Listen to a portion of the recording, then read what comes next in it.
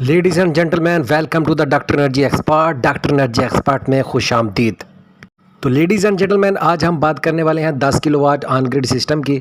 इस 10 kilowatt on grid system में एक तो हम अपनी इंस्टॉलेशन दिखाएंगे कि हमने इंस्टॉलेशन कैसे किया, और आज हम बात करने वाले हैं कि टोटल इसके ऊपर कितना ख़र्चा होने वाला है और हमें इसका क्या फ़ायदा है। तो चले आइए चलते हैं वीडियो की तरफ।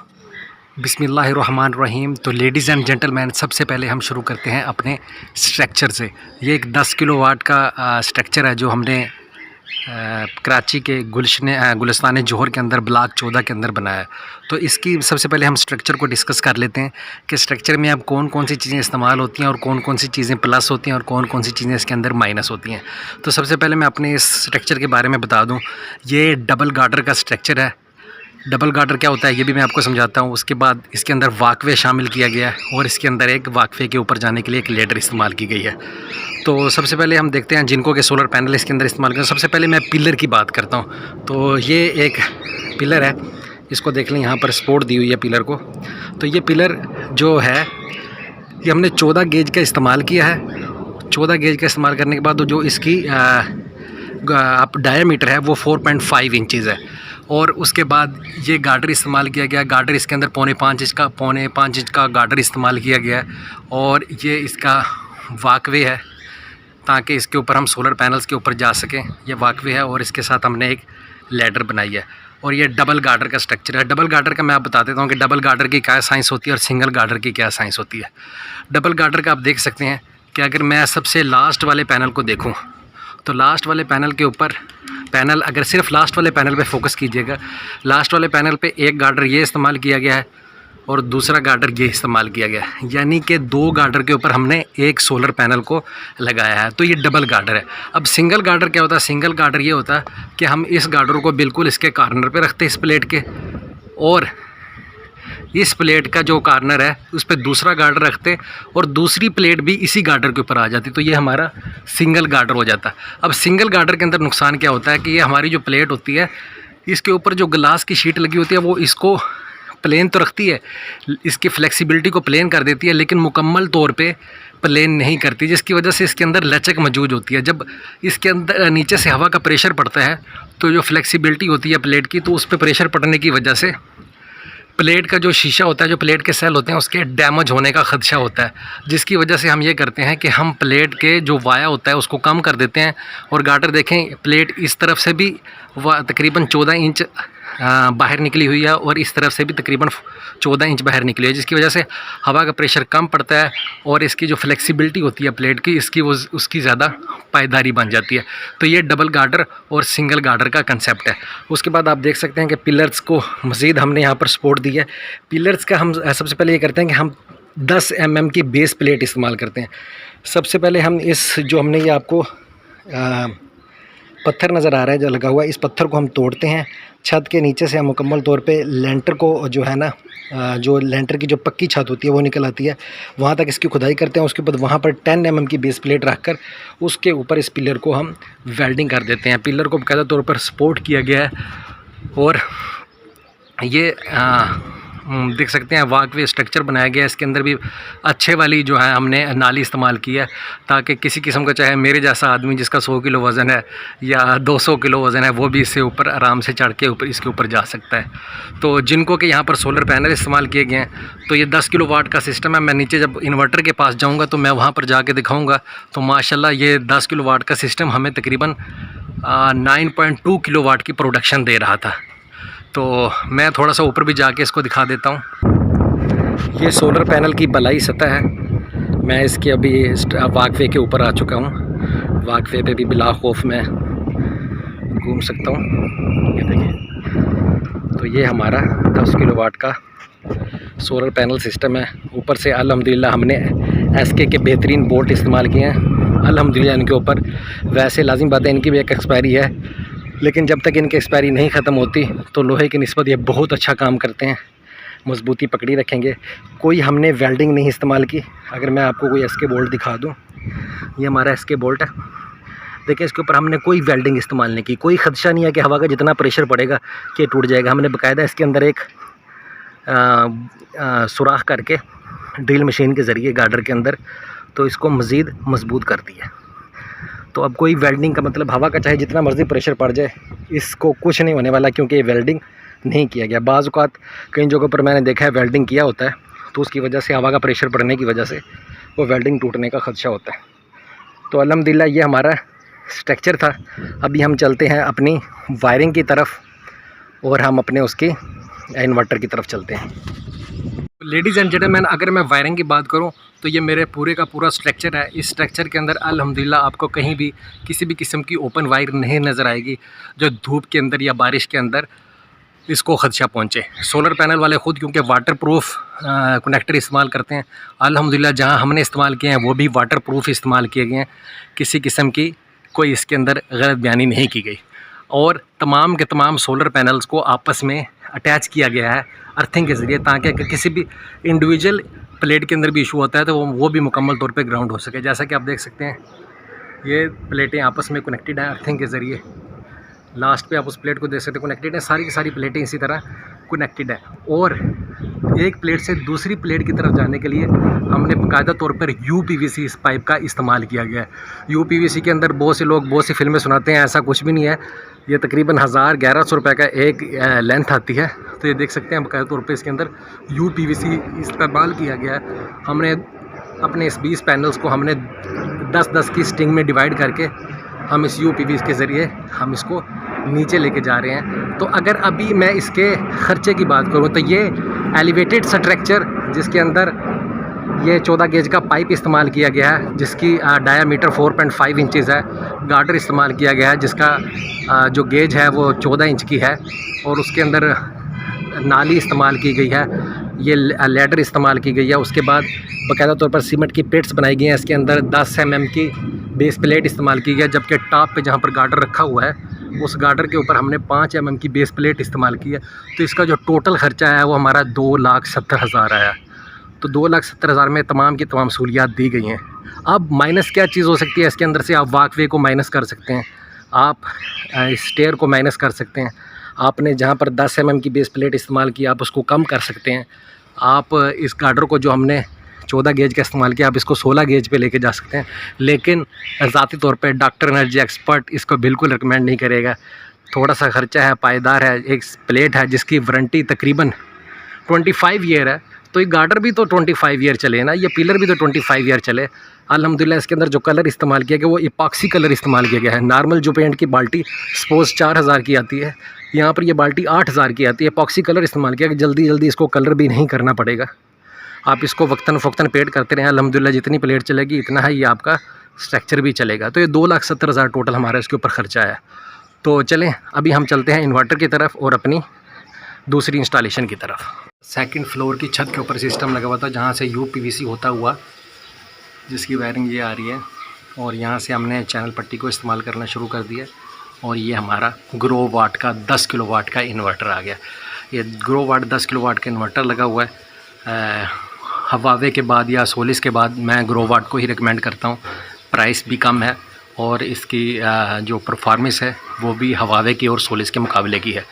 अब सबसे पहले अगर मैं इसकी प्राइस की बात करूं तो तकरीबन इसकी जो प्राइस है वो जो वेरी करती रहती है वो तकरीबन 250 से लेकर 280 तक इसकी जो प्राइस है वो वेरी करती रहती है।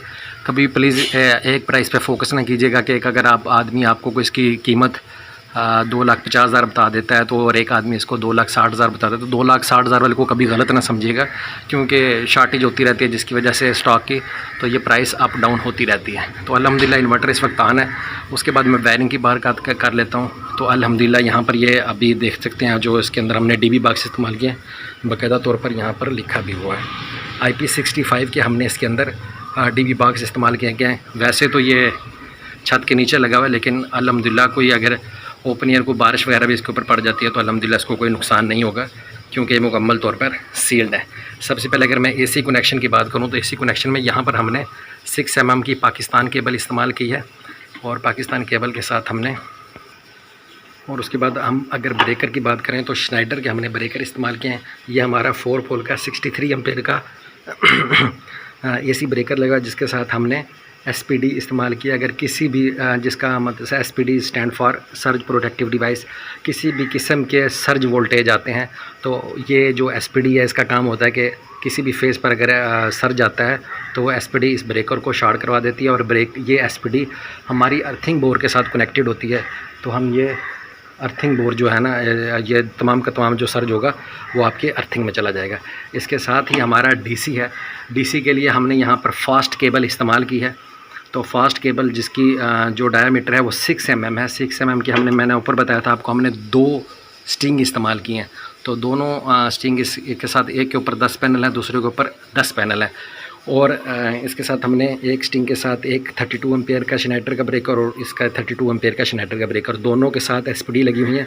किसी भी सोलर पैनल में किसी भी किस्म का सर्ज जाता है तो ये एसपीडी एक तो इस ब्रेकर को ट्रिप करवा देंगी और दूसरा है कि इस एसपीडी क्योंकि अर्थिंग बोर के साथ कनेक्टेड है तो ये अर्थिंग बोर जो है ना, जितना सर्ज होगा वो अर्थिंग बोर में चला जाएगा। उसके बाद पैनल तो मैंने आपको बताया था कि हमने तमाम के तमाम पैनल भी आपस में कनेक्टेड किए हैं।